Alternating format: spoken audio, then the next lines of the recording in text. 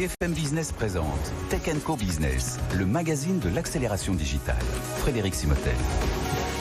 Allez, c'est reparti pour une demi-heure. Tech Co Business sur BFM Business. On va parler dans un instant des métiers, des profils les plus recherchés aujourd'hui avec notre baromètre que nous réalisons avec la société Optimis. Enfin, c'est surtout eux qui le font. Nous, on en parle, on s'en fait d'écho. Et puis, on va s'intéresser plus particulièrement à l'intelligence artificielle. On parlera aussi, on continuera par les métiers juste après, vous savez, avec notre rendez-vous avec le SIGREF, et on parlera de la nomenclature des métiers.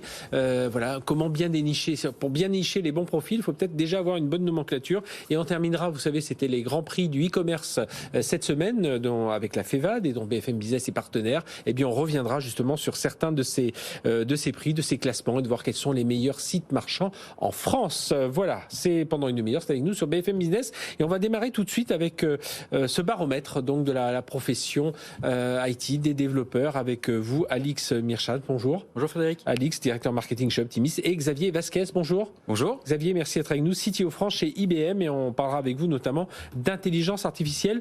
On démarre avec donc ce baromètre, on se voit une fois par mois, on discute de tout ça, toujours évidemment de la tension sur les profils. Voilà, quels sont les profils les plus recherchés? Alors la tension, oui, mais elle est contenue. Souvenez-vous, le mois dernier, donc ce qu'on voyait, c'est que la tension était très très forte sur certains métiers, certaines technos, cybersécu, cloud, etc. Ouais. On craignait que 2023, avec les sous-entendus de récession, on ait une baisse des demandes. C'est pas le cas. Donc c'est plutôt très rassurant. On a d'ailleurs même 5% de croissance supplémentaire sur le mois de janvier, le premier mois de l'année 2023, sur les besoins des entreprises. Et parallèlement à ça, 10% de candidatures supplémentaires par les ESN, donc les entreprises services numériques. On rappelle, Optimis met en liaison des donneurs d'ordre, des entreprises qui ont besoin de chefs de projet, d'architectes, de profils cyber par exemple, mais tout un tas de profils IT, et dépose ces demandes sur la plateforme Optimis. Et de l'autre côté, voilà, on est ESN, on va fournir ces prestations, des freelances, et on va déposer nos prestations. Et d'ailleurs, l'an dernier, c'est un demi-milliard d'euros de prestations achats informatiques qui ont été traités sur la plateforme Optimis. Donc ce mois-ci, premier mois de l'année, 10% de candidatures supplémentaires par les ESN, c'est-à-dire qu'il y a plus de disponibilité, plus d'intercontrats, comme on dit dans le secteur. Par contre, on constate aussi une plus forte demande de placement de freelance chez nos clients. D'accord. C'est ce qui explique d'ailleurs une tension qui est un peu moins forte sur le marché des ESN. Et est-ce que dans les compétences, cette IA là, elle ressort là, dont on va parler? Évidemment. Absolument. Donc, ce qu'on voit surtout, c'est que sur le premier mois de l'année, on a 78% de demandes supplémentaires sur la techno Python. C'est une techno qui permet, entre autres, d'automatiser la gestion des données.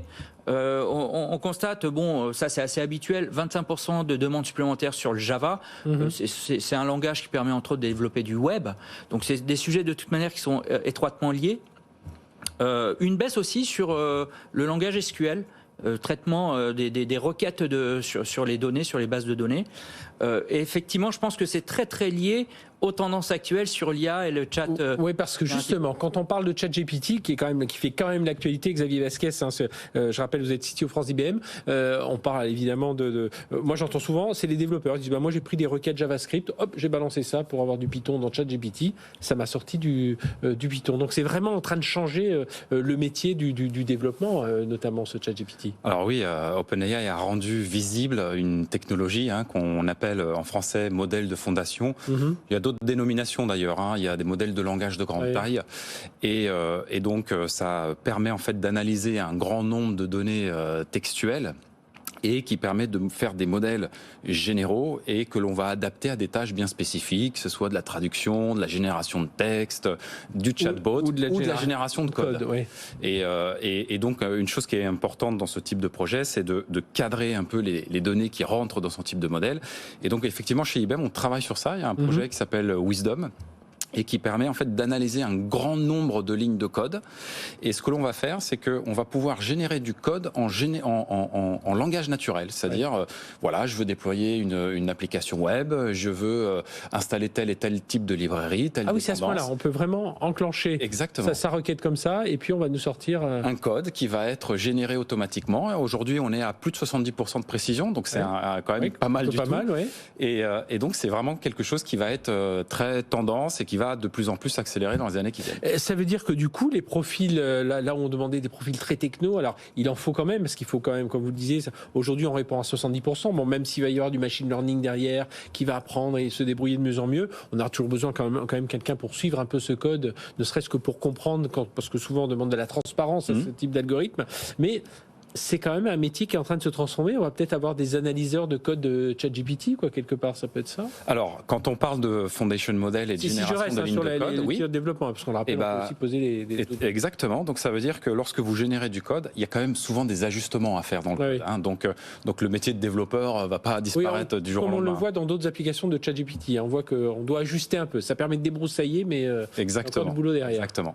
Et donc là, aujourd'hui, alors vous IBM, ça veut dire quoi? Ça veut dire que vous travaillez, alors vous le dites vous-même sur ce projet Wisdom, là, d'avoir donc des développeurs qui vont faire une sorte de cahier des charges en langage naturel, et puis hop, basculer ça sur un type de langage souhaité. Exactement. Alors après, il y a aussi des applications qui sont métiers, qui sont plutôt tournées vers l'entreprise, qui sont moins visibles aujourd'hui. Et on pourrait en citer plein, mais par exemple, j'ai en tête un projet récent avec la NASA où on va analyser un grand nombre de données scientifiques autour de la Terre, du changement climatique. On va prendre des images satellites, ils en ont 70 pétaoctets aujourd'hui, et on va pouvoir en fait générer un modèle où en langage naturel, on va dire, tiens, si j'utilise par exemple, tel aérosol, quel impact ça va avoir dans le changement climatique?